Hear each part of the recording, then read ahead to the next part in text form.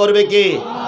শোনেন ভাই, ঢাকা বিশ্ববিদ্যালয়, জাহাঙ্গীরনগর বিশ্ববিদ্যালয়, রাজশাহী বিশ্ববিদ্যালয়, তারপরে জগন্নাথ বিশ্ববিদ্যালয়, আর কি বলে,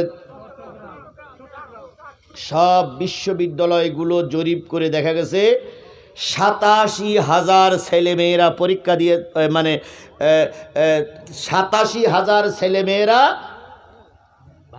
ভার্সিটির ছেলেমেয়েরা ভোট দিয়েছে। তাদের 50 থেকে 60% ছেলেমেয়েরা চায় দেশে কোরআনের আইন প্রতিষ্ঠা হোক।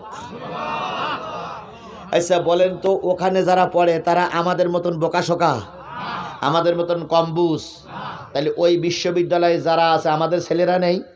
হয় আমার ছেলে নাই, আমার ভাইপো নাই, আমার ভাই নাই, আমার চাচা নাই, আমার খালু নাই, আমার সন্তান নাই, আমার নাতি নাই, আমার পুতি।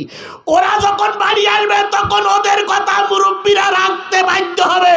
সুতরাং শুনে নেন, জেনে নেন, বুঝে নেন, ওটা যদি জরিপ যদি ঠিক থাকে 60% কোরআন কায়েমের পক্ষে, সুতরাং জোর গলায় বলে দিতে পারে আগামী দেশ কোরআনের দিকে এগিয়ে যাচ্ছে।